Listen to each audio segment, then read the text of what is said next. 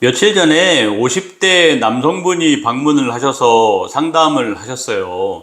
지방흡입은 걱정도 많고, 이런 선입관이나 무서움도 많아서 상담을 오는 것조차도 쉽지가 않은데, 이 정도 나이대 남성분들이 상담을 오는 게 굉장히 어렵긴 하죠. 이분도 고민을 많이 하고 오셨고, 제 이제 유튜브 영상을 많이 보고 오셨더라고요. 키가 173cm, 체중은 84kg 정도 되시는 분인데, 다른 부위는 그냥 무난한데, 복부만 굉장히 많이 이렇게 볼륨이 늘어서 방문을 하셨고, 이걸 좀 날싸게 해결해달라, 이렇게 이제 문의를 하셨죠. 그런데 50대, 60대 이 아저씨분들 상담을 오시면 제가 약간 걱정이 됩니다.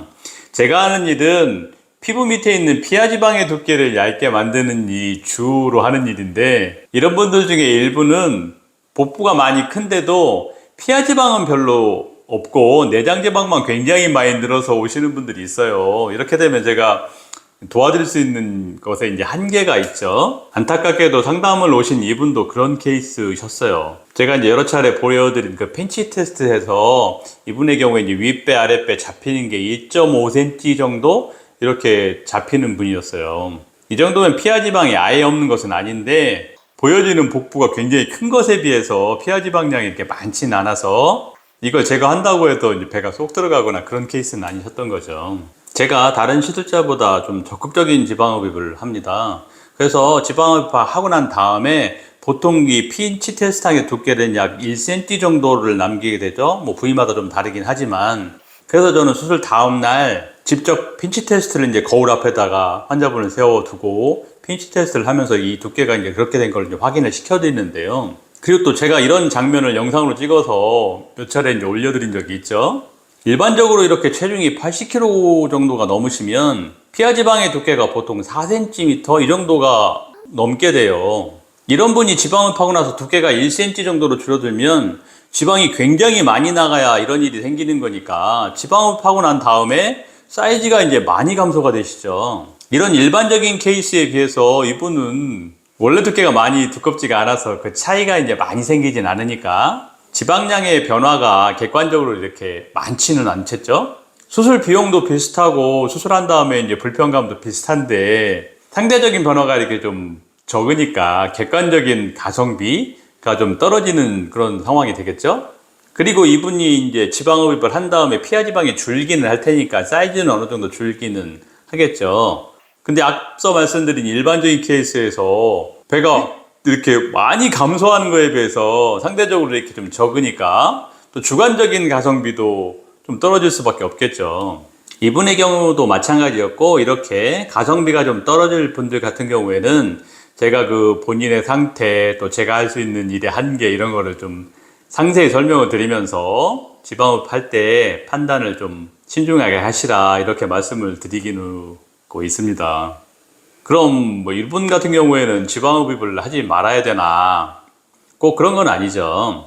변화가 좀 적어서 소위 가성비가 떨어질 수는 있지만 그래도 어느 정도의 변화는 확실히 나타나긴 하니까 이게 이제 가치가 있는 분들이 있겠죠. 일단 피하지방이 감소되는 만큼 사이즈 변화는 적당히 일어나게 됩니다. 옷 입기도 편해지고 주변 사람들이 보기에도 부담이 좀 적어지게 되겠죠. 예전에 또 어떤 분이 비슷한 케이스의 분이 이런 분이 오셨어요. 50대 남성분인데 술을 좀 많이 드시는 분이라서 그런지 이제 배가 이제 많이 이제 나와 있으셨죠. 이분이 은퇴하는 시기 정도 되시는데 복부 비만만 좀 해결하면 2년 정도 본인의 일을 더 하실 수 있는 이런 상황이셨던 거예요. 근데 이분 한 달 월급이 굉장히 많으시던데 그렇게 되면 이제 수술비의 가성비를 따질 그럴 가치가 없게 되는 거죠. 또 어떤 분은 그 직업군인이신데 나이가 좀 있으신데 이 진급 시기가 돼서 이 복부가 너무 이제 부풀어서 이게 이제 문제가 될까봐 좀 빠르게 변화를 좀 만들고 싶으셔서 지방흡입을 하시고 그 다음에 이제 좋은 일이 있었다는 얘기를 제가 들었습니다. 그러니까 이제 본인 상황에 따라서 이 가성비를 생각해 보는 게 좋게 되겠죠. 지방흡입은 이렇게 사이즈의 변화만 나타나는 게 아니고 다른 추가적인 장점이 좀 있습니다.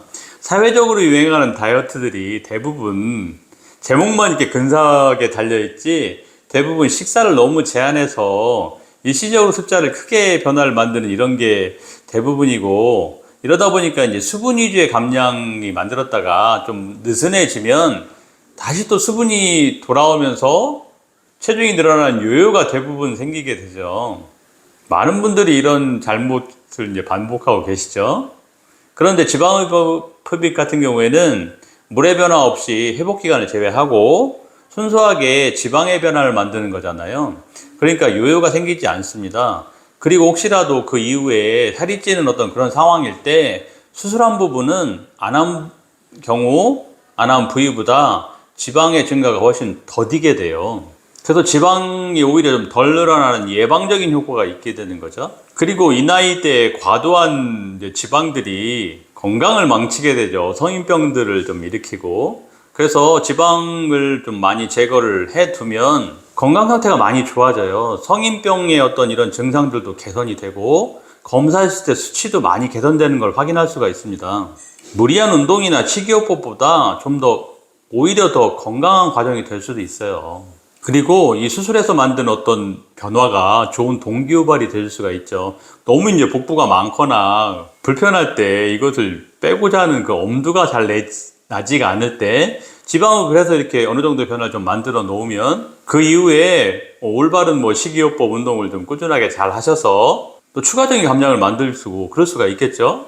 이렇게 돼서 나중에 연락 오시는 분들도 굉장히 많이 있었어요. 5, 60대 남성분들이 복부가 내장 지방이 많으면 지방흡입이 좀 한계가 있을 수가 있습니다. 본인의 상태를 제대로 좀 알려면 그냥 부담 갖지 마시고 병원에 오셔서 상담을 좀 받아보시는 게 좋겠고요. 경험이 많은 시술자는 개인 상황에 따라서 올바른 조언을 잘 드릴 수 있을 것 같습니다.